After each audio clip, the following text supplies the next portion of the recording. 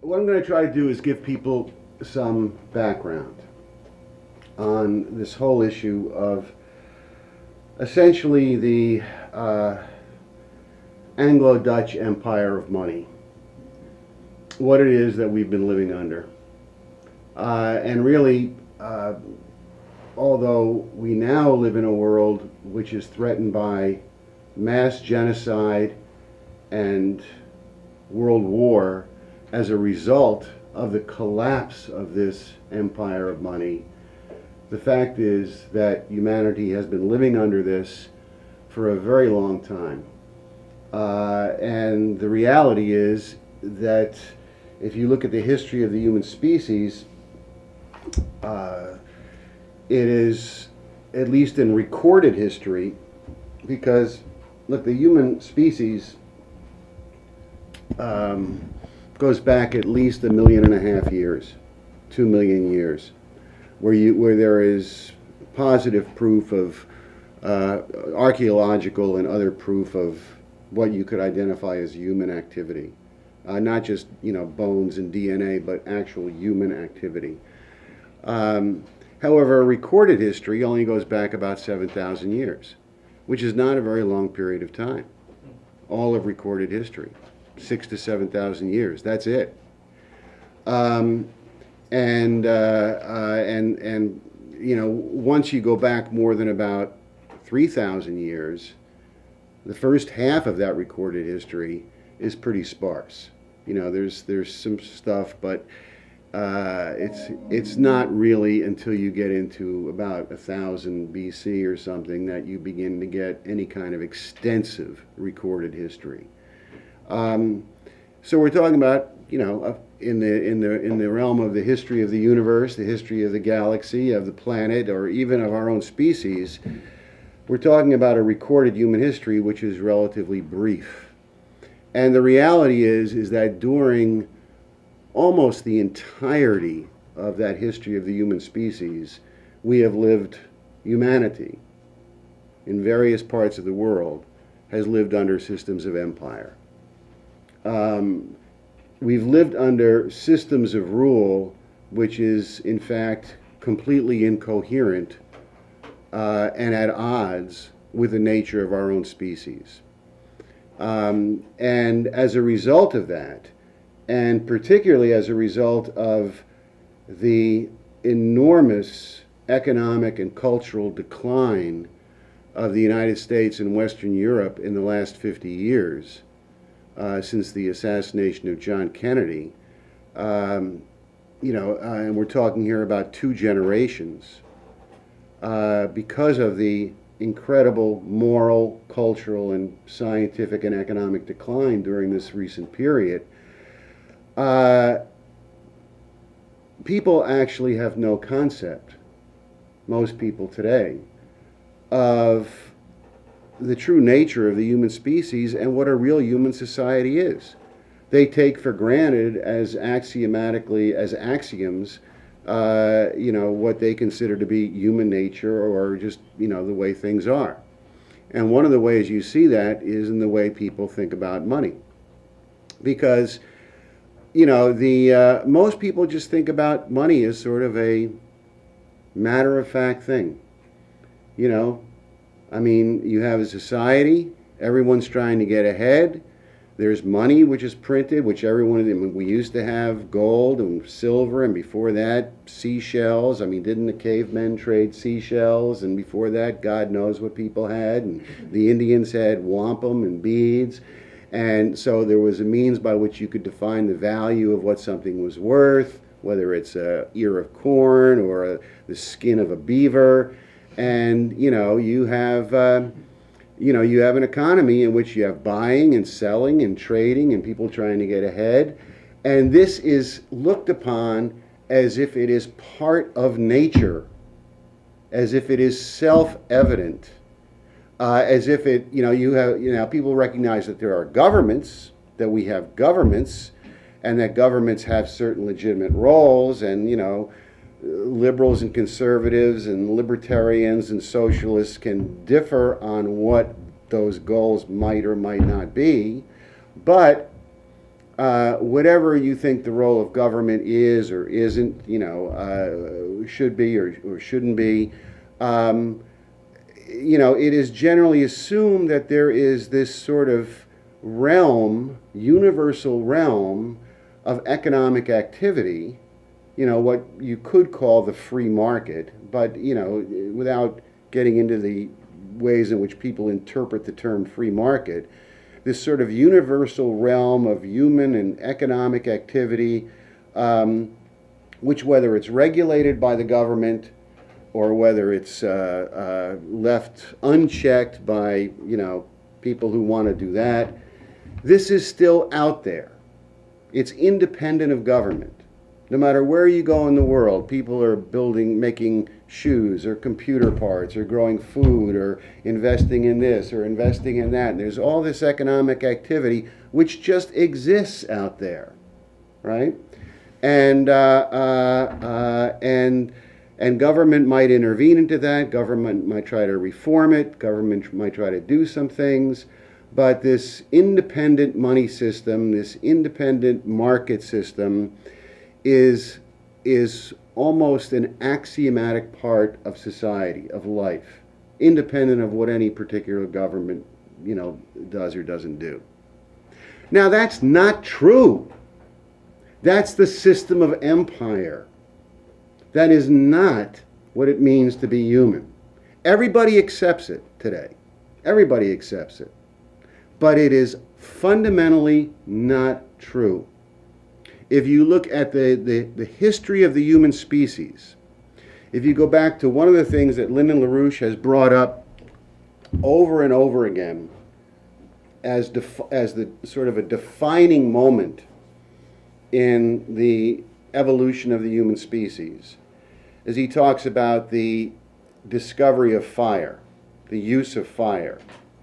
Now, this isn't just, there's a fire there and some caveman, happens to, like in some idiotic book or movie, happens to knock over some meat and the meat roasts on the fire and then he eats it and says, there's good meat. No. We're talking about the harnessing of fire, the use of fire to transform the human condition, to transform the discovery of the principle of fire as something by which you could transform the human condition. You can begin to transform the biosphere around you. That this is one of the earliest, even more so than tools.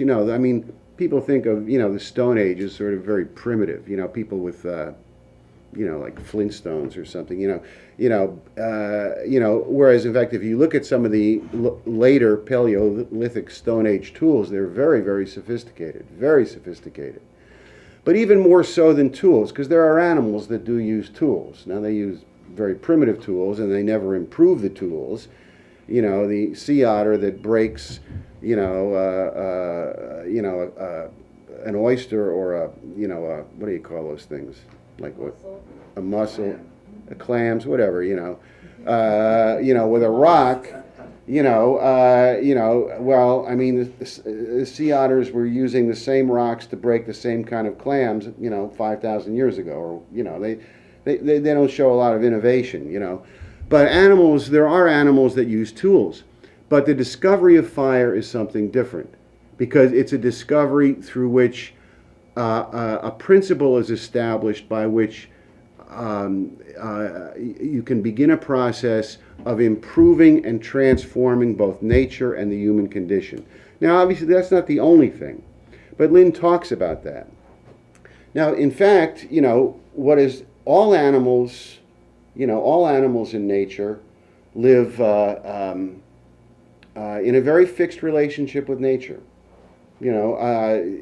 Every animal. They have a very fixed relationship with nature.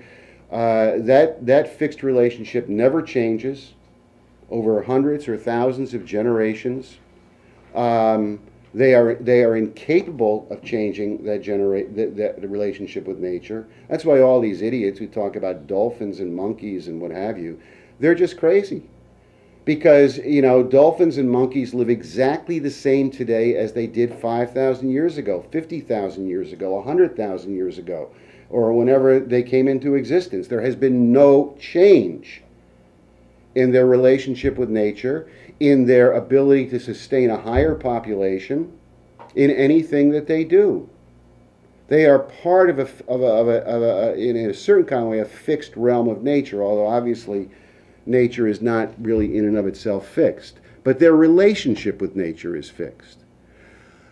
The human species has been the only creature, Homo sapiens, our species, has been the only creature that we know of that has been capable of transforming and changing both its own situation, its own understanding of the universe, and its relationship with the nature and the biosphere around us. We're the only creature that has been able to increase our population at will, to increase the ability of land to sustain a growing number of population density.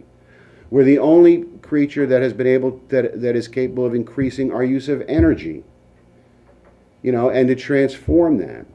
And this comes from a noetic power in the human mind, which you can trace back at least to the discovery of fire.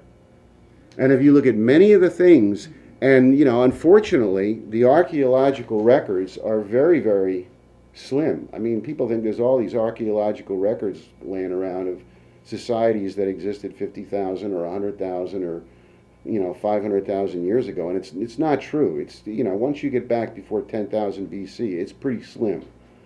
But even from what we know, this has been, this noetic quality, this creative aspect of the human mind, has been the sole driving force in the development of the human species. And if you look at the phenomenal scientific breakthroughs of the Bronze Age, if you look at many things, this is what you see. The ability of human civilization to flourish, to spread, to increase its mastery over nature, to increase its knowledge of the universe, its ability to intervene deliberately into the universe. This flows from this quality of mind of the human individual. That is the sole thing, the only thing. That quality of mind is the only thing which separates us from the beasts, and it is the only thing which has made possible the advancements in human civilization. So one could say that the increases in wealth, not money, but wealth, of the prosperity and development of human civilization, of the human species, the sole thing responsible for that is a quality of the human mind which we all share. This has nothing to do with money. The progress of the human species has nothing to do with money. Absolutely nothing. The invention of fire, which was probably, people don't know for sure, when fire was first discovered, was first harnessed by the human species. But, it looks like it goes back at least 1.5 million years. At least. There's a number of archaeological records which show not only fire, but clearly man-made fire, hearths, or however you pronounce it, things like that, campsites, of the control, what they call the controlled use of fire, goes back at least 1.5 million or more years. And this is, now ask yourself this. When the discovery of fire was made, and the members of our species who were living at that time recognized that this was a way in which the human condition could be improved, did they turn to one another and say, I think there's a profit in this? Should we take investments in this? Can we sell shares in this? that is, it's an absurd thought. If you think of the work of Kepler in his understanding of the universe, was there a money motive in what he was doing? The What we have been living under is an oligarchical system, an empire of money. And, throughout human history, there have been periods where that system has been weakened, where it has been challenged. There obviously have been numerous courageous and brilliant individuals who have contributed greatly to human knowledge, to the advancement of our species throughout our history. But if you look at many of these individuals, or almost all of them really, Plato, Socrates, Beethoven, Nicholas of Cusa, Leibniz, the list goes on and on. People know the names. These were individuals. They all lived within a system of empire. All of them. Every one of them lived within a system of empire, which only goes to show you the true nature of the human species. Because within a system of empire, within a system of oligarchical values, oligarchical rule, oligarchical culture, even under that kind of a system, individuals of real brilliance and creativity came into existence. Now imagine if we didn't have an empire, what might be possible? Now, look, this is a subject which one could spend hundreds of hours discussing. We have a very brief period here tonight. I'm mostly going to talk to you about the Anglo-Dutch Empire and beginning really in the 17th century. I'm going to have to keep it brief, but that's the way it goes. But before I just plunge right into that, there are a couple of other things I'd just like to say, which is that, look, there's been a lot of confusion over the last several years on this question of credit versus money. A lot of people have sort of said that they don't really understand what the difference is. If you loan money to someone, isn't that credit? That's what the dictionary says. If you pick up Webster's dictionary, or if you go to, the source of true misinformation, Wikipedia, that's what it says. Credit, a loan of money is credit, right? If a bank makes a loan, they're extending credit, right? No, that's not true. That's misinformation. It's just not the case. The system of loaning money is a usurious system. Now, it's not always the worst. If one loans money within an imperial financial system and someone does something useful with the money, like building a steel mill or growing crops, then it can be a useful thing, right?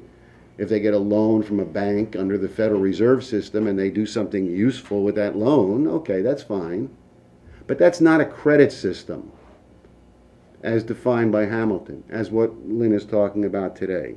And there's been a lot of confusion about this. Now, I think for most of the people here, at least our full-time members who are here, a lot of that confusion has been cleared up by Lyndon LaRouche during the recent months, because he has been hammering away at this, shall we say.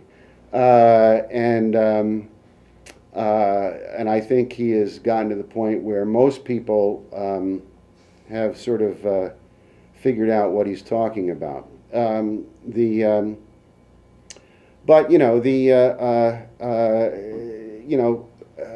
Maybe with what I go through tonight, it'll become even a little bit more clear. Now, the only other thing that I wanted to mention is, and coming off of this video we just saw by Leandra Bernstein, is that,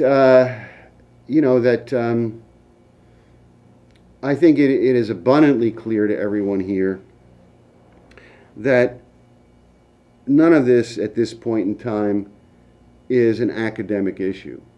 There was maybe a period of time, maybe even not so long ago, where you could discuss some of these matters, and even though they would be important matters, even matters of grave importance, they did not. It did not contain the same urgency of what we are faced with today.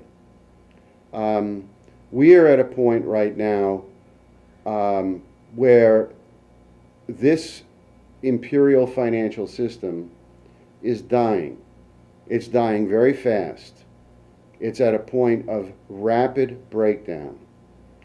And in the last 5 years, it has primarily been kept afloat through the system of quantitative easing by the Federal Reserve and the European Central Bank, and by increasingly murderous policies of austerity.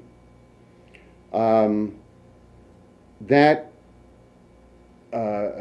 system that we've lived under for the last 5 years is a transitory system. It is not going to last. They can't print enough money to bail this system out. We are looking at the imminence of regimes of outright Hitler-style murder, murderous austerity, far, far beyond what we have seen up to this point.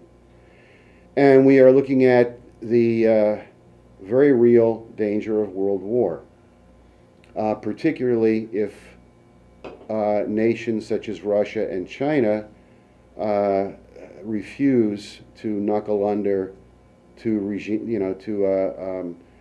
the emergence of fascist regimes emerging in the United States and Western Europe. So this is where we find ourselves.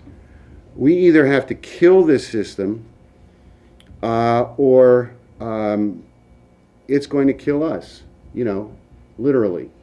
It's going to kill human civilization.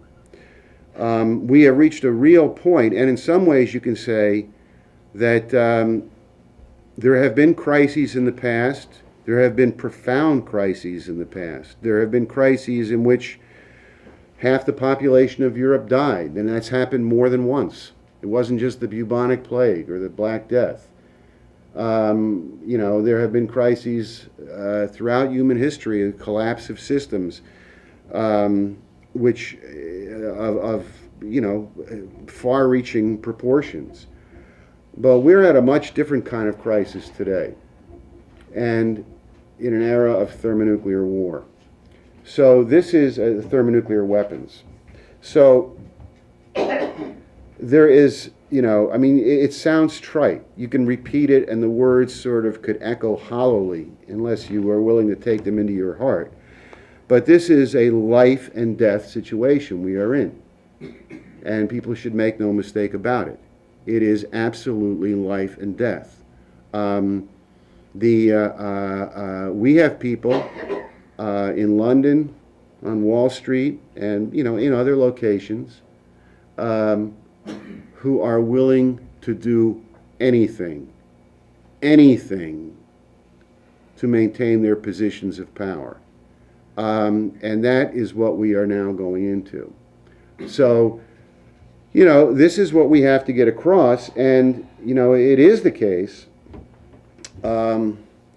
that we are under no circumstances talking about reforming the monetary system.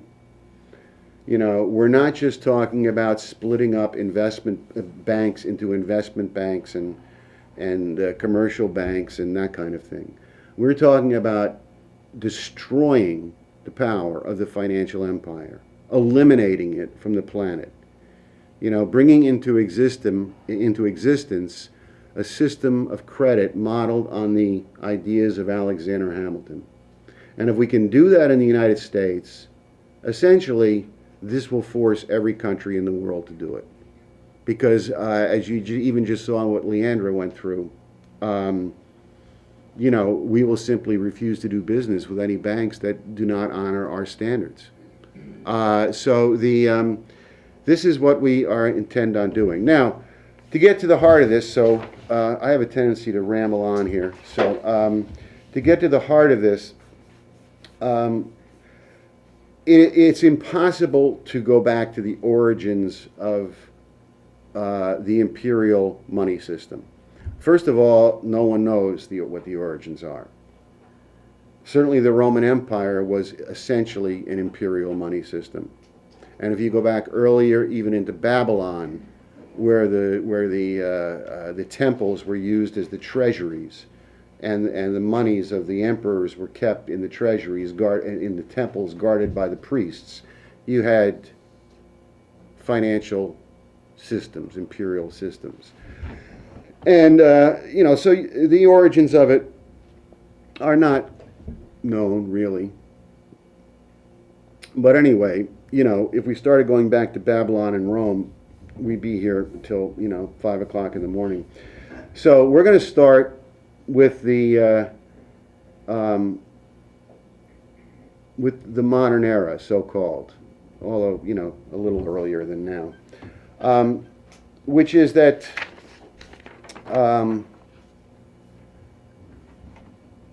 briefly on Venice, all of these banks we have today, the Federal Reserve, the Bank of England, the European Central Bank, these are all what are called central banks, right? Now, the first modern central bank, something you could identify as a central bank, quite a bit different than what we have now, but embryonically very much a central bank. The first modern central bank was established in Venice in 1157. And for a period of really 250 years, it was the only such bank in Europe, the only such bank. And it essentially was the cornerstone of the Venetian Empire, the original Venetian Empire. 1200, 1300, that kind of thing, 1400, or at least, into 1300. The Bank of Venice controlled gold trafficking, silver trafficking. They controlled essentially all the coined money in Europe through their control over gold and silver, because they would determine what the value of these coins were. They controlled, the Venetian Empire controlled the slave trafficking, and it was in this bank that they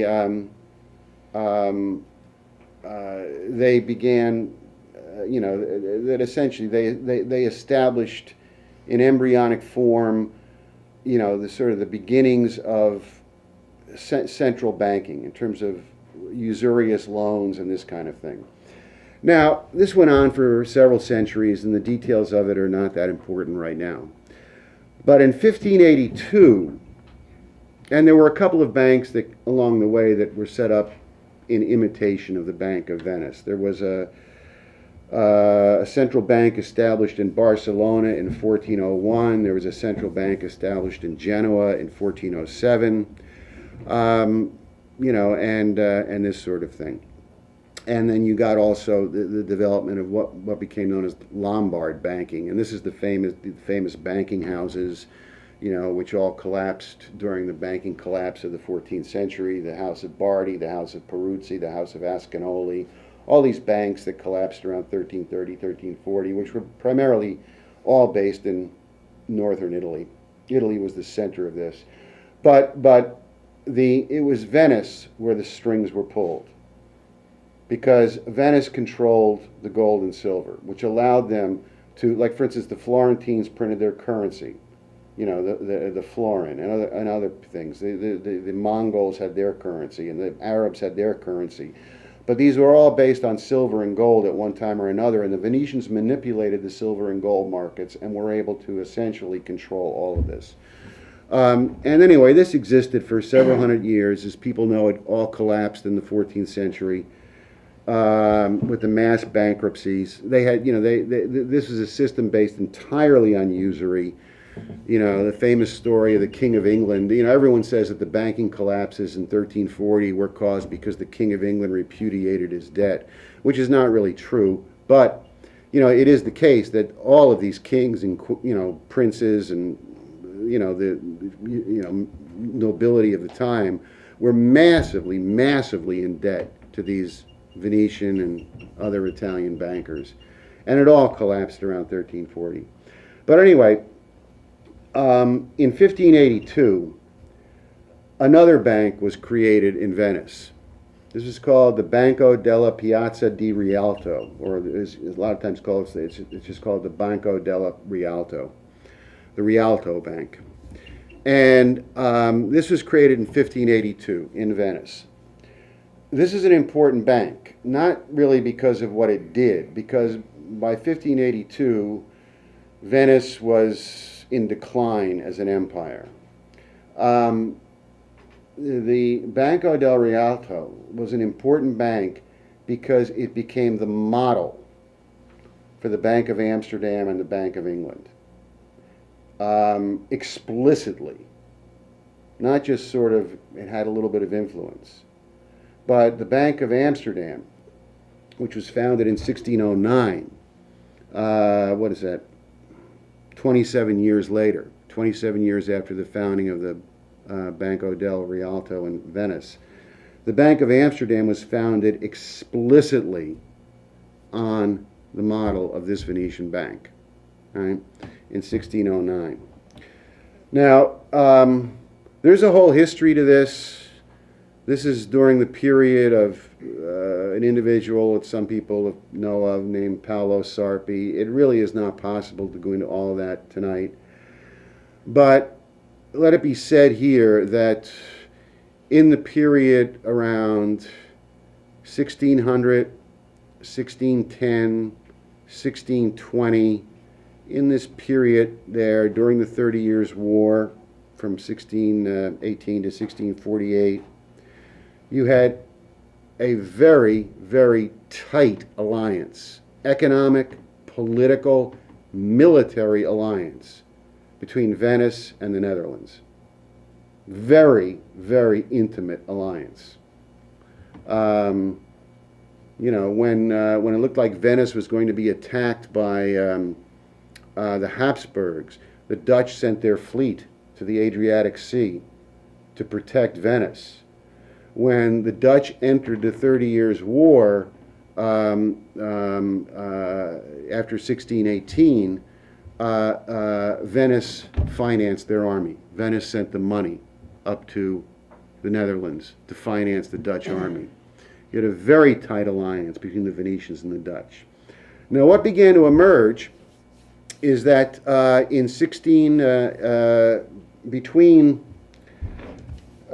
hold on a second.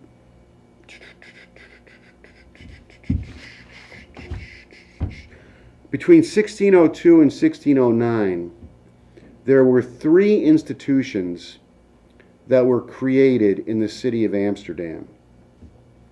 And this really is, in a certain kind of way, you can never quite say this is the point of origin for something. But in a certain kind of way, the creation of these three institutions in 1602, from 1602 to 1609, you could sort of point to as the birth of the modern Anglo-Dutch financial empire, which is the empire that we are still living under today, whether people realize it or not. It is the current empire in the world. Well, I'll come back to something I want to talk a little bit about the British Empire and why people don't think it exists anymore. But I'll come back to that because I don't want to interrupt this right here. So the three institutions that were created were the Dutch East India Company, which was really the first true global corporation. Far bigger than the British East India Company until at least the period of the American Revolution, or at least to the French and Indian War, let's put it that way, 1763, the Treaty of Paris. Up until the mid-18th century, the Dutch East India Company was far bigger than the British East India Company. The Amsterdam Bourse, Bourse, which is simply the French word for stock exchange, and the Bank of Amsterdam, which was modeled on the Bank of Venice. And these were the three institutions. And the Dutch East India Company was a giant global corporation. They were the largest trader in slaves, the largest trader in spices, the largest trader in global commerce from, India, from China, from Indonesia, from the Arab world. They were the largest global, mercantile operation in the world. However, within a very short period of time, what became the center of financial activity in Amsterdam was not simply the buying and selling of these goods that the Dutch East India Company was trading and then were then being traded to other people, but it was the financial speculation on this trading. And what you had beginning around 1609 and really developing massively into the 1640s, 1650s, 1660s, over a period of a couple of generations, is you had the emergence of a system of finance in Amsterdam in which virtually every form of speculative financial investment that exists today was invented. For example, the buying and selling on margin, the discounting of financial paper, the creation of a speculative money market in short-term paper, investment in futures contracts, investments in options trading, investments in early versions of financial derivatives trading, and they had the equivalent of derivatives trading. Speculation on foreign exchange rates, and many other things. It's obviously different. We're talking, 350 years ago. But in essence, virtually every, at least, axiomatically, with, slight changes given the centuries in between, virtually every form of speculative financial activity that goes on today was invented in the Netherlands. Some of it a little bit earlier in the Bourse at Antwerp, which preceded the Bourse in Amsterdam. But Antwerp, which now is in Belgium, at that time was in the Netherlands. Belgium didn't exist then. But whether it was earlier at Antwerp or later at Amsterdam, this was this is the mother of all of this kind of financial speculation. And there's this one funny quote which I don't have in front of me because it's in something else that I just don't have with me. But there was a book written by this I think Portuguese Jew, I forget his name, who had gone to Holland to escape the Inquisition in Spain and Portugal. What? Yeah, he had gone to Holland to escape the Inquisition, and he was involved in all kinds of economic activity. I don't even know if he was a good guy or a bad guy, but he wrote this book called Confusion of Confusions. And in the book he has a funny quote where he says, if one were to take a complete stranger, a foreigner, and blindfold him and take him into the streets of Amsterdam and take off his blindfold and ask him where he was, he would say, I'm in the land of speculators. Because on every street corner, people are buying and selling and speculating, right? And this is where it all originated. Now, the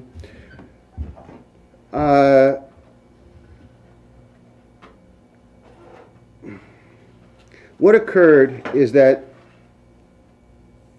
by the mid to late 17th century, there was a growing effort to extend this new system of financial empire, to extend it into England. There were, I have a paper people can look at if they want, which goes through some of this, and then I actually have something much longer if people are interested. But it would be sort of tedious to go through all of the details of it. But there were two separate things that were going on. One was by as early as the 1640s, 1650s, you began to get numerous people in London, members of the British leadership, English leadership in London, who began to call for they began to put out pamphlets or make proposals calling for the establishment of a bank in London modeled on the Bank of Amsterdam or the Bank of Venice, right? And this was explicit. I mean, there were quite a number of these things, and there's a couple places where I have these all listed. Did they have a bank already? No, there was no bank. There was no bank. What you had was a system of like private loan sharks, and the Jews were allowed to loan money, and they had these goldsmiths they used to go to. There was a. And then they would go to Amsterdam to borrow money, or they would go to foreign banks to borrow money where there were banks, because there were other banks. Although there were, but there was different. Like if you look at these banks that existed back at the time when you had the banking collapse in the 14th century, like the Bardi Bank or the Peruzzi Bank, these were family banks. This is the Bardi family, the Peruzzi family, the Ascanoli family, other families. There were a number of these things, and these were family banks. Even the famous Medici Bank is a family bank. The Bank of Venice was not a family bank. The Bank of Amsterdam was not a family bank. These were set up with private investors, and these were set up as sort of, in a much different kind of way. And you began to get the calls for setting this up in England by the 1640s, 1650s, 1660s. A lot of clamoring for the establishment of such a bank. And like I said, they were explicit. People would write a pamphlet saying, with a title like, for the establishment of a bank in London, modeled on the great bank in Amsterdam, or the great bank of Venice. And it was very explicit. There's nothing vague about it. So this began to sort of be a drumbeat, which increased in intensity as the 17th century wore on. Now, at the same time, there was a growing sort of, you could call it a conspiracy. At a certain point, it became an outright conspiracy. I mean, the way people think about conspiracies today, people get in a little smoke. Well, they don't call it smoke-filled anymore, but a little locked room, and they hatch some plot, to carry out a conspiracy, a RICO conspiracy. Well, it actually did come to that at a certain point, around 1688. But initially you couldn't quite call it a conspiracy in that sense, but there was a growing sort of consensus, both in London and in the Netherlands, that the two countries should be unified, that there should be a unification of the two countries. And this, I will tell you,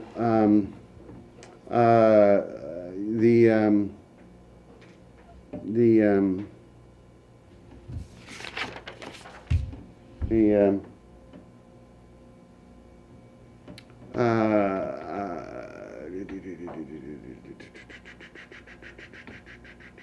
yeah, I'll just read you a little bit here. First off, in the 1650s, the head of the Dutch Republic, so-called Republic, Johan de Witt, proposed officially, in an official proposal to Oliver Cromwell, the head of the Protectorate England, that there be an official merger of the two nations, because at that time they were both Calvinist nations. The Dutch were Calvinists, Cromwell was a Calvinist, and de Witt proposed that they actually merge as one country. That was in the 1650s. And there was a lot of support for it, but it never really, it wasn't realized. Nevertheless, this was revised again and again and again. During the 1660s and 1670s, there were a number of proposals put forward by the leaders of the British East India Company and the Dutch East India Company to merge the two countries. Because they said a merger of the two countries and the two companies would create, a global empire of phenomenal, mercantile empire of phenomenal proportions, which they could then jointly run. And this thing was revised again and again and again. There were a number of people involved in this. One was John Locke's employer, Anthony Ashley Cooper, the Earl of Shaftesbury. Another guy was William Temple, who became the English ambassador to the Netherlands, leading members of certain families. In 1666, an individual named Algernon Sidney, who was, I think, the grandnephew of Philip Sidney, Algernon Sidney, who was living in the Netherlands, wrote a letter to the Dutch leader de Witt, in which he urged him to launch a Dutch invasion, calling on him to invade England and to take the country over. The Dutch government did not act on that. 13 years later, in 1679, the English ambassador to the Netherlands, William Temple, sent Algernon Sidney's brother, Henry Sidney, to Amsterdam with an offer of the English crown to William of Orange, where Temple basically sent a message over there saying, if you invade, we will make you the King of England. That was in 1679, and William of Orange refused to do it. That was 9 years later, he changed his mind. But in 1679, he refused the offer. And anyway, this went back and forth and back and forth. And there was at some points there was more support for this in Holland and other or in the Netherlands, and other times it was coming out of London. But for either a merger of the two countries or in fact a Dutch takeover of England. Now, the people who were involved in this, growing what evolved into an actual outright conspiracy for a Dutch takeover of England, the people who were involved in this were the same people, the same families who were calling for importing the financial system of Amsterdam into London. The same people. This was the intent of what they were aiming to do, right? So in 1688, you get the Dutch invasion. Now, early in 1688, a letter was sent from London to William of Orange, the leader of the Netherlands. A letter was sent from London to William of Orange. And this is very famous in English history. I'm sure all the little English schoolboys and schoolgirls learn about this the same way we learn about the Declaration of Independence. This is called the Letter to William. And it was signed by a group of people who have come down to us in history known as the Immortal Seven. And among the seven were Henry Sidney, William Cavendish, Edward Russell, who's the ancestor of Bertrand Russell, and others. And I'll read you a short section from the letter. This is a letter to William of Orange, and it says, "If the circumstances stand," oh, excuse me, I'll try to read it as best I can. "If the circumstances stand so with your highness that you believe you can get here time enough, in a condition to give assistance this year sufficient for a relief under these circumstances which have been now represented, we who subscribe this will not fail to attend your highness upon your landing, and to do all that lies in our power to prepare others to be in as much readiness as such an action is capable of."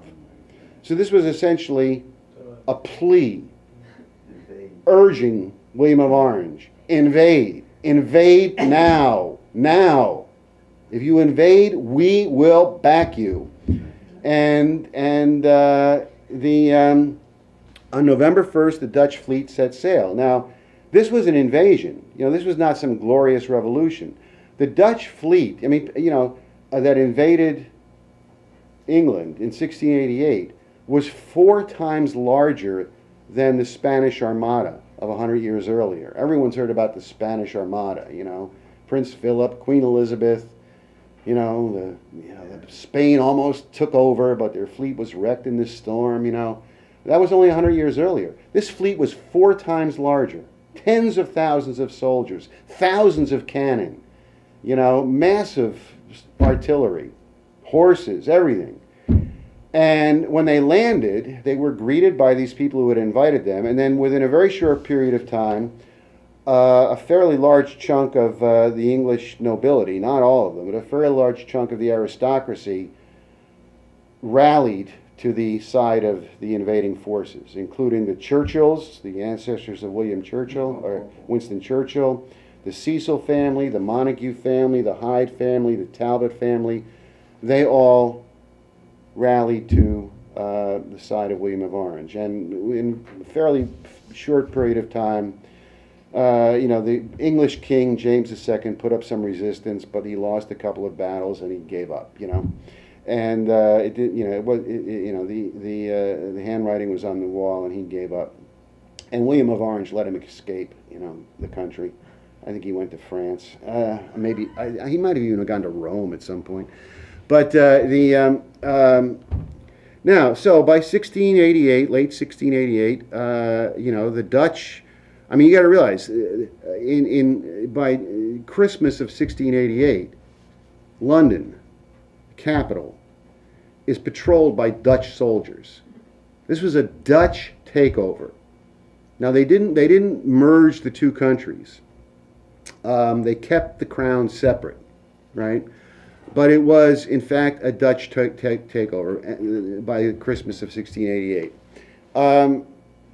Within 10 years of that takeover, what was established in London was the Bank of England, modeled on the Bank of Amsterdam, the Royal Stock Exchange, modeled on the Amsterdam Bourse, and the new British East India Company. Now, the British East India Company had existed for over 100 years, but it was given a new charter modeled explicitly on the charter of the Dutch East India Company. This was called the new British East India Company. All 3 of these institutions were almost identical to what existed in Amsterdam. Not quite. There are differences between the Bank of England and the Bank of Amsterdam, but they're pretty close. For the next 100 years, from 1688 right up to the period of the American Revolution, these 2 cities, London and Amsterdam, functioned as one unit, one matrix. You had boats going back and forth between the two cities numerous times a day. The fastest boats they could get at that time, right?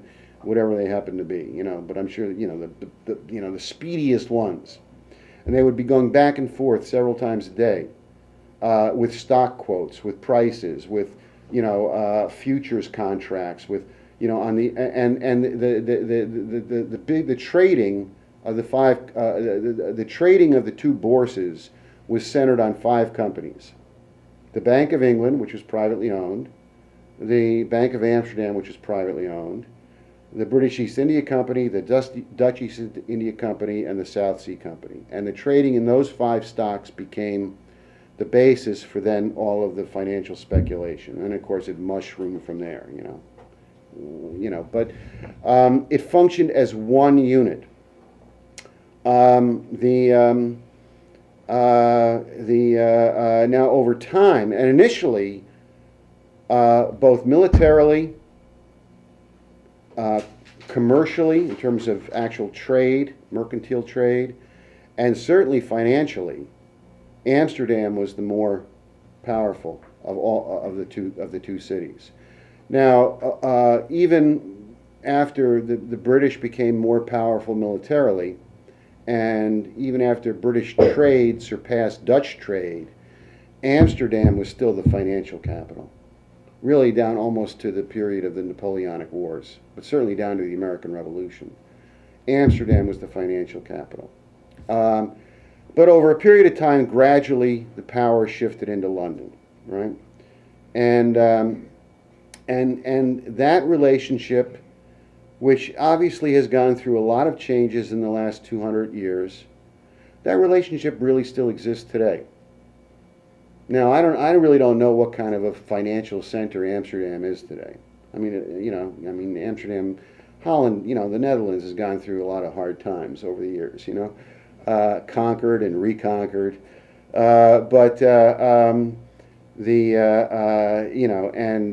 gradually their empire whittled away. The British, while you get the emergence of the British Empire after 1763, and particularly the 19th century British Empire, the Queen Victoria British Empire. But that relationship existed, and look, what it is based on. What are the underlying axioms of such an imperial financial system? Now, obviously, there's a lot I'm not talking about, because, if you look at the way Lynn talks about these things, he wants to make clear that you understand that what these people are committed to is mass murder, right? I mean, Lynn doesn't want you to get lost in some academic discussion about money and this and that and financial reform. He wants to make sure that the axiomatic issues are on the table, human survival versus extinction, mass murder. So there's a lot I'm not talking about in terms of what these empires did. Look, the Dutch controlled the world slave trade in the 17th century. They controlled it. They were the dominant power in the world slave trade. They took it over from the Portuguese fairly early. The Portuguese had run it before them. But the Dutch took it over. They took over all the Portuguese slave fortresses in Africa, right? Then, in the 18th century, the British took it all over from the Dutch. And the height of the slave trafficking, the peak of the slave trafficking, was in the 1750s, 1760s, when the British ran 90% of it. So they controlled it. So you could talk about these things, mass murder, mass genocide, what they did in India.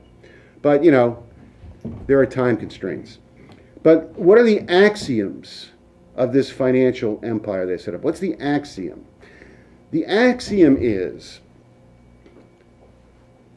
wealth, value. You have any questions before you go? No, I'm good, thanks. Okay. What time is it? Am I talking too long? It's a little after 9. All right, well, I'm getting there. Look, the axioms, what's the axiom of the system? Wealth and value are located in money. They're located in two things, either money or money-denominated goods. And this is what Adam Smith says in The Wealth of Nations, right? This is his whole idea. In The Wealth of Nations, Adam Smith has this idea of what he calls the Great Mercantile Republic. This is what he calls, the British Empire. The Great Mercantile Republic, right? Which is based on the buying and selling of financial instruments and the buying and selling of commodities. Buying cheap and selling dear. That is wealth. That's value, right? Now, we have lived under this system for so long that this is now almost part of human nature in our society. Everybody accepts this. Everybody accepts it, making money. Think of how many people gamble, buy lottery tickets. Think of how many people engage in real estate speculation, What's a house worth? What's the value of a house? How much it can be bought and sold for, right? That value is in, wealth is in, the way the oligarchy looks at wealth is that wealth is located either in the profits that can be accrued from financial speculation or the buying and selling of commodities. That's an oligarchical conception. It has nothing to do with real wealth. If you think about it, what's the real wealth of a society? The real wealth of a society is the intervention that is made through human willful activity, beginning with noetic activity, as that is applied through scientific and technological means, to transform the physical economy and to transform the physical biosphere in ways that enhance the human condition, that increase human happiness in the future. That's why what Lynn always says is that real economics is future oriented, because real economics is based on this kind of an intervention which enhances physical productivity. You think it was just in one of the NEC meetings or one of the meetings within the last 3 or 4 days where Lynn raises this issue of productivity in a way that it's not, people don't, generally the way it's taught in, if you study economics in school, productivity is based on, speeding your workers up, getting them to work harder, eliminating waste.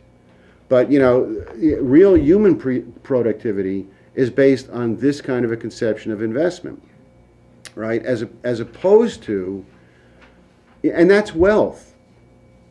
That is, the idea of the increasing wealth of society, which is generated in an in-depth way as rapidly as possible through these kind of advances in the human condition. The oligarchy's concept of wealth, of value, is entirely located in what can be bought and sold and how much it can be bought and sold for.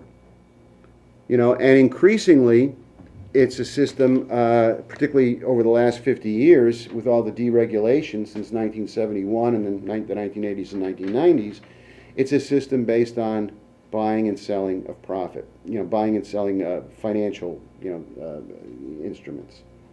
Now, look, if you think of, again, this question of a credit system versus a money system,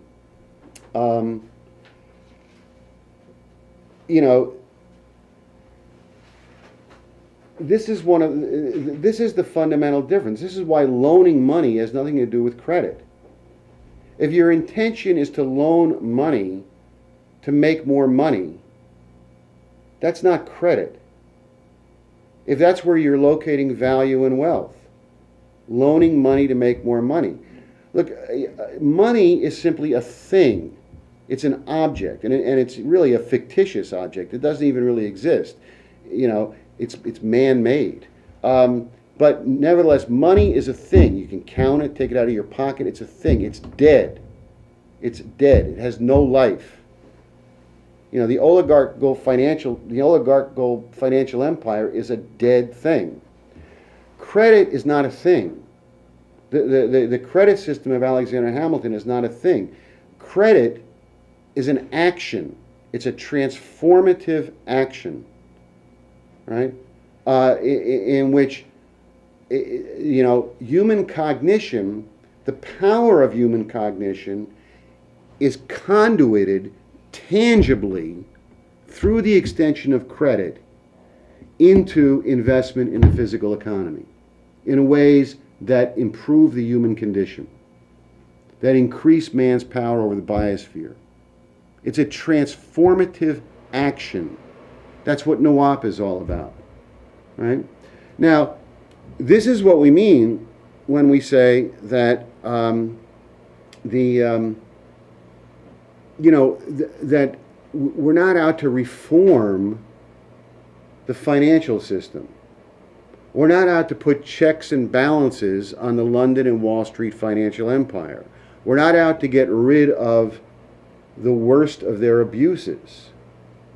What we're out to do is to eliminate all of this, to create a global credit system and to free humanity from this system of financial empire which we have lived under for millennia, right? Now, the one final thing, I will, sort of stop this, I don't know if people, but anyway, one final thing. On this question of the British Empire, look, obviously a lot of people that I think the British Empire doesn't exist, and you could try to, convince them that, that it does. You can go through how the Queen still runs this little place here and this little place there, and how she sits on the board of Rio Tinto Zinc, or maybe, I don't know, at least has her money invested in it and all that, And that's true, you could try to do that. But that sort of misses the point. The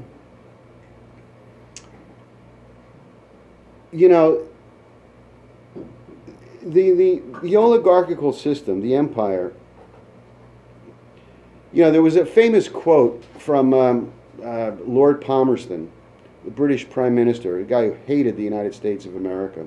He was the Prime Minister in the early to mid 19th century in London, and he hated the United States. And he has this famous quote where he says, Great Britain has no permanent allies. We only have permanent interests. Now, that's really an oligarchical outlook, and that is the outlook which governs both the question of their empire and their financial systems. For instance, some people get confused. They say, "Well, what are they for?" I thought they wanted this bailout policy. Now you're talking about the fact that they might get rid of this bailout policy. Look, over the course of the last 200, 300 years, since 1609, we've had gold standards. We've had silver standards. We've had floating exchange rates. We've had periods of, bank fiat money. We've had periods of deflation, inflation. None of these policies are permanent. None of them represent a permanent policy of the empire. The bailout policy that has existed since 2007, even the central banking policy of fiat central bank money, which has existed since, for about the last 100 years. None of this is permanent. They don't have permanent policies. What they have are permanent interests, oligarchical interests, an oligarchical view of humanity. When you hear Queen Elizabeth say, we have to kill 5 billion people, that's the permanent outlook of the oligarchy. That's what they truly believe. But when you hear someone say, we have to continue the policy of quantitative easing, that could end tomorrow. They're not committed to any specific policy. They're committed to imperial rule. Now, the same is true of the physical empire. One of the big confusions is, people brought up on Hollywood movies, right? Or bad history they were taught in high school. The British Empire, rule Britannia, the sun never sets, India, all this stuff. right? That was a phase of the empire, you know? And that's all it was. Now, they killed a lot of people. They made a lot of money. They used the military capabilities it gave them to inflict enormous damage on the world. But it was a phase. And when time came to give it up, they gave it up. Now, not everyone wanted to give it up, right? But this goes back, you can go back a long time. Look, you had this guy we used to talk about a lot, we don't talk about him much anymore, named Lord Shelburne, who was the British Prime Minister at the end of the American Revolution. He came in at the very end. And this guy is a real interesting character. But he was of the view that the British use of force in the American Revolution had been a mistake. That they should not have done that. That they should never have sent British troops over. And his view was that what was needed was to create a new system based on shared policies of free trade, banking, democratic values, cultural identity, which would bind all of the parts of the empire together. That was his views. Now later in the 19th century, other people began to pick up on this. And you eventually had the creation of something they called dominion status, where they gave limited self-rule to places like Canada and Australia and some of these places. And then by the 19th century, you began to get the discussion of the Commonwealth. By the 1890s, the turn of the century, there were people, writing and giving speeches on, what they called the new phase of the British Empire. In fact, there was a famous series of lectures given in Columbia University around 1920 on the Third British Empire. And I forget what he thought the First British Empire was, but anyway, the Second British Empire was what had existed, during the 19th century. And he said, no, we're going into a Third British Empire, which he called the Commonwealth. But he didn't, this is a guy, I forget his name, he didn't invent the name Commonwealth. He just gave these lectures about it. But this was already being discussed, and the British Commonwealth was founded in the 1920s. And, after World War II, they began the process of decolonization. Now, a lot of people in England opposed it. A lot of people did, including Churchill. Now, we all know Churchill was a really bad guy. But this shift to the Commonwealth, the real evil people in England were the ones who wanted to get rid of the colonies. The real evil ones. Because they said it doesn't work anymore. And it's not really what this is all about anyway. We don't need territory. We don't need land. We're going to run it anyway. Because we run the financial empire. We control the world through the financial empire. And all you have to do is ask yourself, did nations of Africa suffer more when they were ruled directly by France and England in the 19th century? Or are they suffering more today? They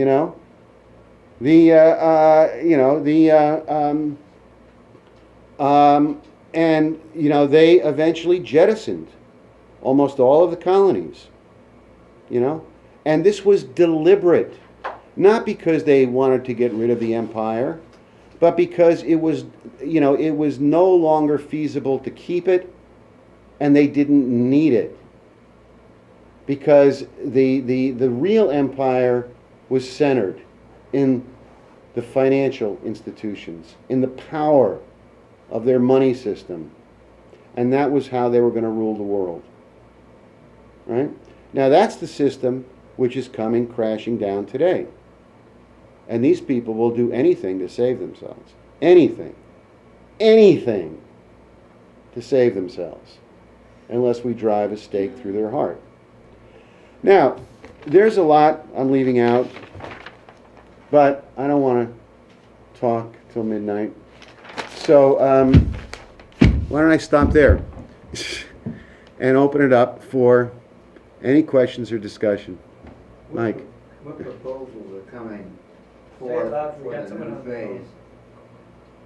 What? What proposals are coming forth for the new phase of the empire?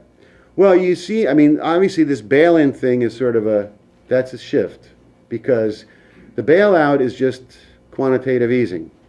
The bail-in is murder, right? The bail-in is destroying the population directly. I mean, quantitative easing hyperinflation destroys the population. Hyperinflation destroys the productive economy. But the bail-in is something different. But if you look at some of these quotes that were in our briefing, a couple of weeks ago, from several weeks ago, from J.P. Morgan Chase, from a couple of these other institutions, I think from the Bank of International Settlements, where you had people saying explicitly, the quantitative easing has to stop completely. And what is required is a new era of austerity. Now, you realize when these people talk about austerity, what they are talking about is, you think of what Mark said earlier about Detroit. Look, everyone knows what's going on in Detroit because of what we've discussed and what's been discussed in the candidates' things and what Lynn has discussed and what Bill Roberts has discussed. It's the beginning. This is the beginning. They're ready to kill millions, hundreds of millions, including in Europe and the United States. Mass murder. Massive austerity, right? Look, and I'm not going to predict anything. Predictions are, as I agree with Lyndon LaRouche, predictions are really foolish. But it is certainly conceivable that these people would be willing, if necessary, in the same way they sacrificed India, in the same way they sacrificed these other colonies and gave them up, they'd be willing to have whole chunks of the banking system go under, including some of the major institutions, if that's what was required. I mean, if you're going to implement a regime of brutal deflation and end to quantitative easing, massive restrictions in the printing of money, then you're not going to save all these financial institutions no matter what you do. Now, I don't want to discuss it any further than that, because then you get into the realm of predictions. There are no predictions. You don't know what they're going to do. Look, this is why, they will do anything they can to try to manipulate what we're doing right now. And I'm not trying to make people pessimistic, at all. But, they will try to spin, they will try to, if right now you have, Jamie Dimon coming out, no Glass-Steagall, no Glass-Steagall, no Glass-Steagall, because they don't want Glass-Steagall. But if it came to a point where they recognized they couldn't stop it, it's like falling back, an army falling back to the bunkers they've built 50 miles in the rear, right? They would try to fall back and try to do something to limit the damage. I mean, you're dealing with evil people who are not entirely stupid. They're not creative, but they're not entirely stupid either. And so I don't know what they're going to do. But, if you do what Leandra lays out, and if you take that approach, I don't know if people have heard the NEC meeting today, but there's a certain amount of controversy in the NEC meeting today on the question of the NEC meeting. And the funny thing is that Lynn doesn't, well, you could hear it for yourself, but the way I heard it, Lynn didn't really take sides. There were some differences of opinion, but Lynn approached it from a different standpoint, which is that, look, recognize the most essential thing. We have to win, right? But if we take the approach Leander lays out, with the understanding that what we are talking about is eliminating all this. It's one of these things that, well, I'd say John Hopeful raises some things, and the things he raises are true also. You know, we're not out, and I'm not saying, I'm not picking sides here, but, you know, we're not out to regulate derivatives trading. You know, we're not out to regulate options trading. You know, this has to all be eliminated. All of it. Outlawed, banned, shut down completely. And if we do that, then the oligarchy is going to have a hard time finding a fallback option. A really hard time.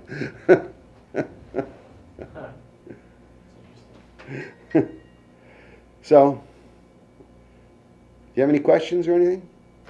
I was wondering if you give this type of lecture anywhere else other than to literature groups, do you teach in colleges? No, I don't teach in colleges. That's a shame. That's a shame. Everyone can't hear this. This is wonderful. They can. It's all on YouTube.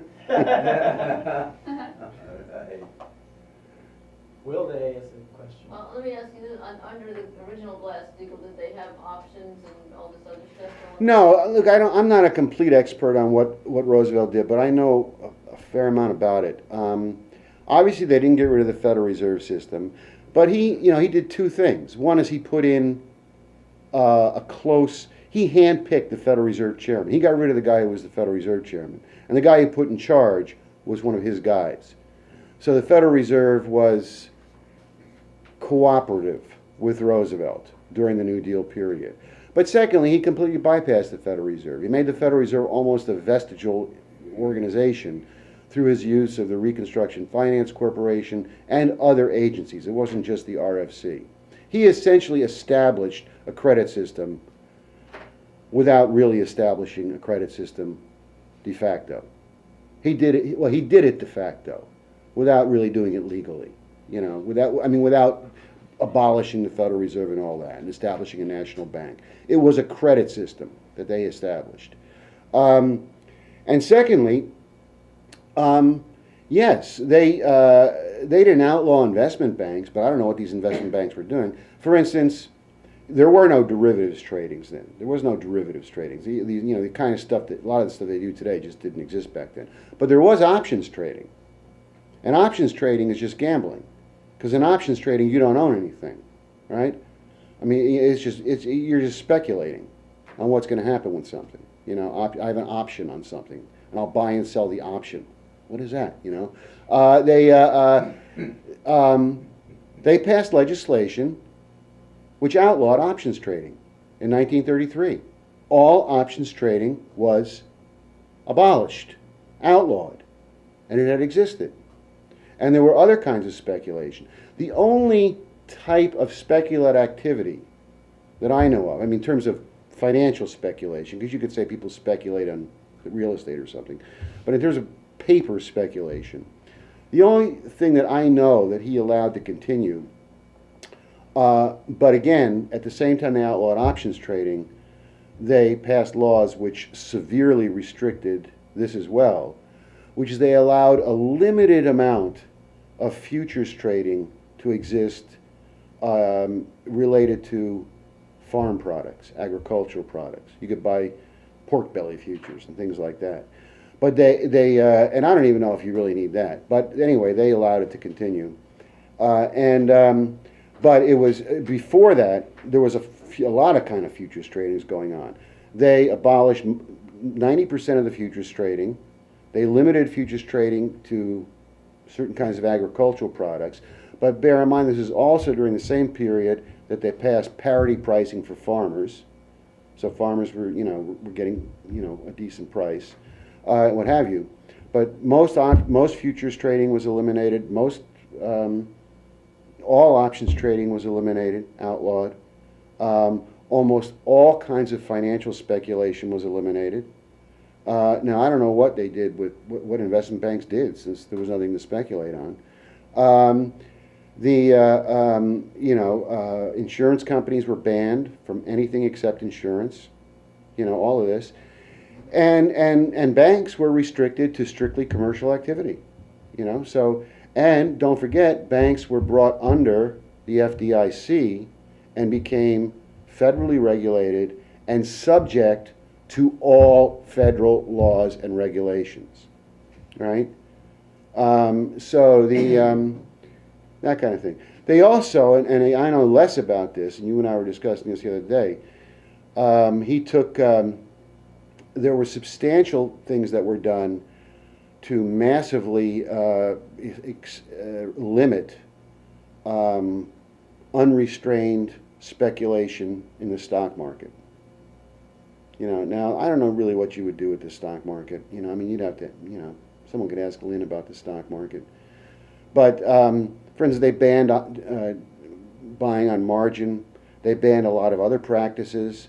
They passed laws saying that if you bought a stock, you had to hold it for a certain period of time. Now I don't really know what those times were, but like if you bought a stock in some big company, Pennsylvania Railroad, you had to hold it for a month or 3 months or 6 months before you could sell it. You think of what they do today. First of all, you've got these lunatic people who think they're going to get rich through, they sit in front of their laptop and do day trading, all these nut jobs. And then you got the computerized trading on Wall Street, where these computers are programmed to buy, a computer will buy, $100,000 worth of a stock, and then if that stock goes up a quarter of a point, the computer is programmed to sell it, right? It could be 10 minutes later. And in that 10 minutes, what? Could be 10 seconds. Could be 10 seconds. This was all illegal under Roosevelt, that kind of stuff. They passed laws against that. So they did do those kind of things, They did do those kind of things. And you have to think about the fact, what would have happened if Roosevelt had served out his 4th term and been president until 1949, which is what he would have been. The power of the United States at the end of World War II and the decolonization, which he was determined to force through, not to allow these former colonies like Kenya or Malaya to be brought into a British Commonwealth, but the decolonization through which those former colonies could be brought under the umbrella of an American credit system. And don't forget, you had, MacArthur running Japan after the war. I mean, look, things could have been a lot different. A lot different.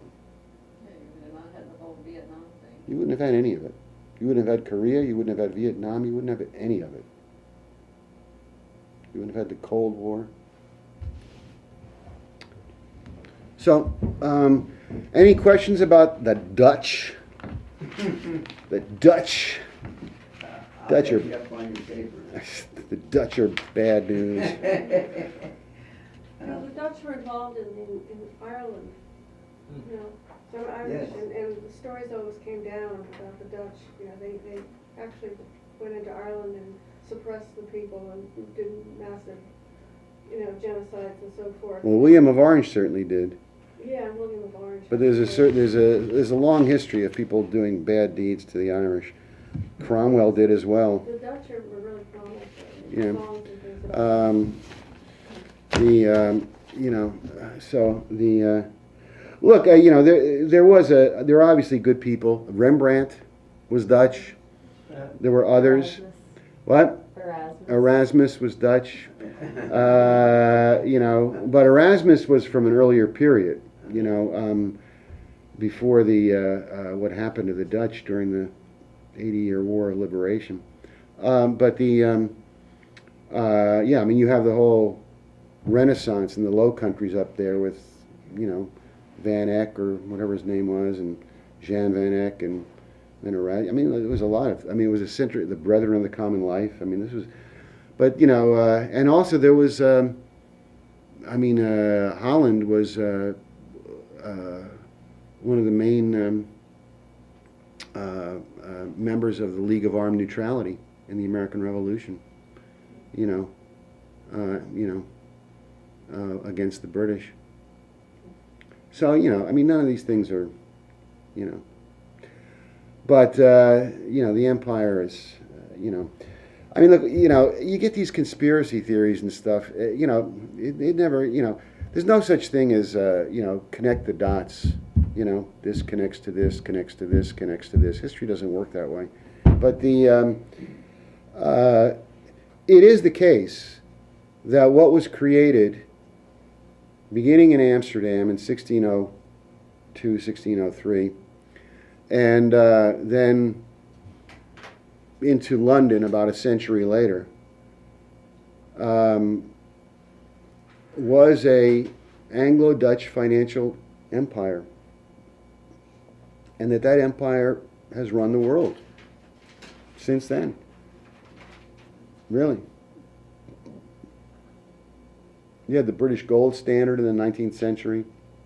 You had the creation of central banking towards the end of the 19th century and the beginning of the 20th century.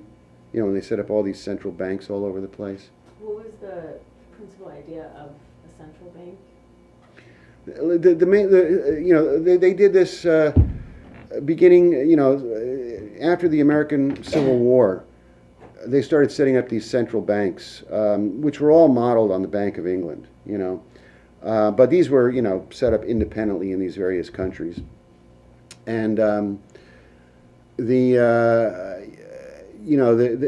had two roles. One which, was explicit, which is the purpose of the central banks, is to manage the monetary system. To manage the value of the currencies, the monetary system, Like if you ask someone what the Federal Reserve's purpose in existence is today, So they manage the monetary system. They are the, people who do that. But the real purpose of creating a global system of central banks, which is managing this independent system of money, is essentially to create, a network of institutions through which you eliminate national sovereignty.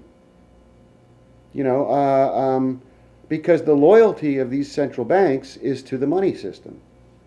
It's not just to, people say, well, the loyalty of the Federal Reserve is to Goldman Sachs. The loyalty of the Federal Reserve is to Citibank. Well, and I'm sure in some cases that's true. And probably, you get this phenomenon where people who work for Citibank get appointed to the Federal Reserve, and then when they leave the Federal Reserve, they get a job at Goldman Sachs. So it's, kind of incestuous.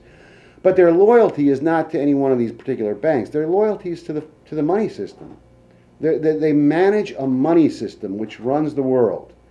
And the idea is that if they have to make decisions and they have to choose between the well-being of the money system, the well-being of the institutions of the money system, versus the well-being of the nations within which they operate, or the well-being of the population in those nations within which they operate, they always choose the money system. That always comes first. The health of the money system always comes first, and that's how it works. And you think of the Troika today, the European Troika. What is it? It's the European Central Bank. It's the government in Brussels, and it's the International Monetary Fund, right? It's the Troika. They run Europe. I mean, what are these supposed nations? Supposed nations in Europe. What sovereign authority do they have over their own economic and financial and budgetary policies? They have none. All they can do is implement the austerity policies, like in Cyprus or Greece or Portugal. They can implement. The government has the sovereign authority to implement austerity policies which were dictated to them by the Troika, which is not run by any government. What kind of a system is that? And then what you were saying about the Dutch and the British, that I mean, I know you didn't go through the specifics, but the main idea was that the Venice kind of came in Yeah. and took over the Holland, England, and imposed their system in those areas. Yeah, well, it's not that they came in. I mean, Well, didn't William Orange call himself the new Venetian party? yeah, they call themselves. Well, he actually was sort of at a certain point when he was having problems with the one of the quotes from him is he was having problems with the British Parliament after they made him king, and they were refusing to obey some of the things he wanted done. They had their own ideas in the Parliament. Some of these Whig leaders, and he got all freaked out, and he said, "I didn't, agree to become king so that I could be made a doge." Because the Doge is, has, limited authority. In Venice, the Doge is sort of a figurehead, and the real power rests with the aristocracy. But yeah, a number of these guys did refer to themselves as the Venetian party. I mean, it was very clear that they were modeled on Venice, that they allied themselves. I mean, the Dutch were allied with Venice. There's a very incestuous kind of relationship back and forth. Now, some people go so far as to say, well, what they did was that they took the money that was in the Bank of Venice and they moved that money to Amsterdam, and that became the basis for the creation of the Bank of Amsterdam. So you could sort of like some John Birch Society member, you can trace this out. They put the money on a stage in Venice, and they drove it across Europe and brought it to Amsterdam, and then they created the Bank of Amsterdam with Venetian money. Now, I don't know if that happened. I seriously doubt if that happened. It didn't have to happen that way. It's an oligarchical outlook. This is an oligarchical system in which certain things you have in which these kind of things develop in that way. I mean, they don't. It doesn't have to be quite that explicit, but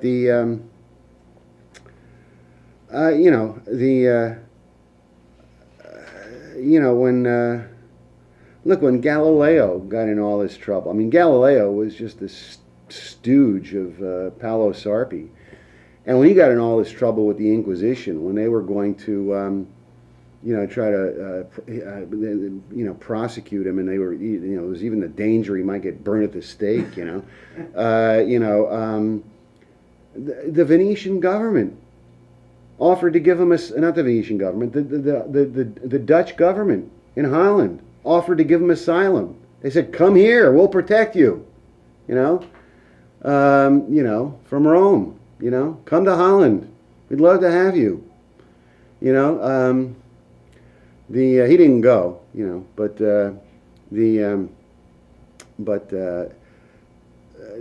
this was sort of how it evolved, I mean, there's a much bigger story involved, but this is sort of how it came into existence.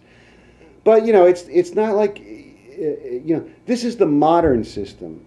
The thing about going through just even the minor amount of detail I did about what happened in 1602 and 1609 and 1688 is to give people the idea that this is something concrete. This is the modern Anglo-Dutch Empire, and it was in fact created in a specific time period, and the institutions were created, and those institutions still run the world, and this system still runs the world. But however, the fact is, if you go back earlier, most of human history. I mean, look, the Roman Empire was nothing but an imperial system, and it was nothing but a dark age. Nothing but a dark age. It's entirely a dark age. And just because you had a few good people doesn't mean anything. It was entirely a dark age. Look, if you look at Rome in 1000 BC, not 1,000, 100 BC. Look at Rome in 100 BC or 200 BC in Rome. And then you look at Rome in 400 AD, 600 years later. Rome and also the Italian peninsula. There were fewer people in 400 AD. The population had declined. That tells you all you need to know. Right there. You don't need to know anything else. That tells you the nature of that society. There was no scientific and technological advancement in Rome. None. Zero. It was a dark age. And Europe really didn't begin to recover until around 800, 900 AD. The weird thing is they call the Middle Ages sort of a dark age. They call, like, people who lived, 900 or 1000 AD a dark age. If you take history courses in high school, the Dark Ages, 900 AD, 1000 AD, 1100 AD, these are the Dark Ages. That was a Europe that was recovering from the Dark Age. The Dark Age came earlier. The Dark Age was under the Caesars. You realize the population of Europe was far, far, far greater in 1000 AD than it was at the peak of the Roman Empire. That tells you something right there. They were producing more food, more energy. And, it's, what you have is the human species striving to bring the fruits of human creativity online and apply them in ways that benefit the universe and benefit our species, and you have these imperial systems which are absolutely hostile to that, hostile to it. There's no value in it. They place no value in science, no value in any of these things. There's no value, And in fact, to the extent to which science and technology and education and culture uplifts the population and makes them more intelligent and smarter, that's just a threat. That's all it is. It's a threat.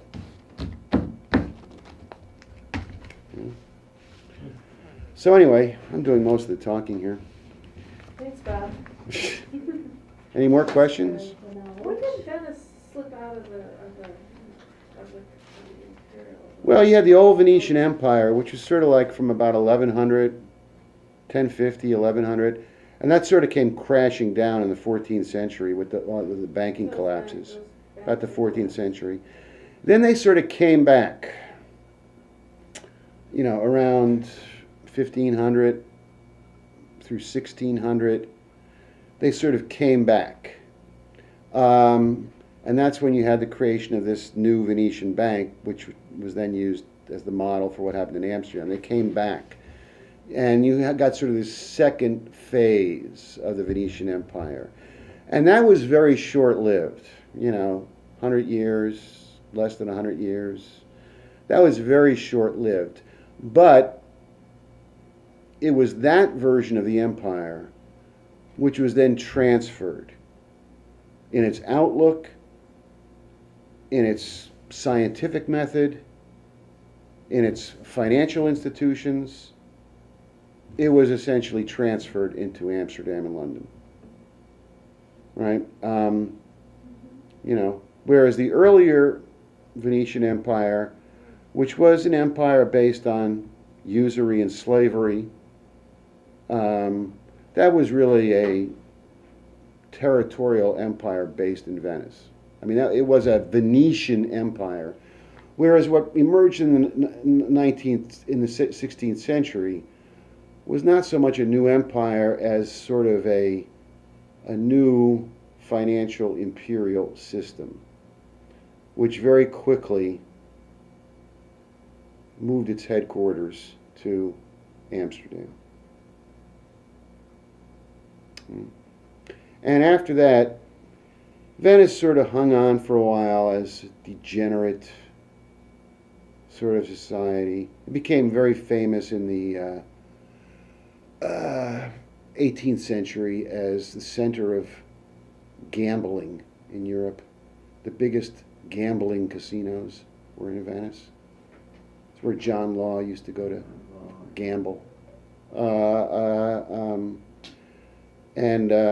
and they sort of, it became known as a center of gambling and prostitution and absolutely a degenerate aristocracy.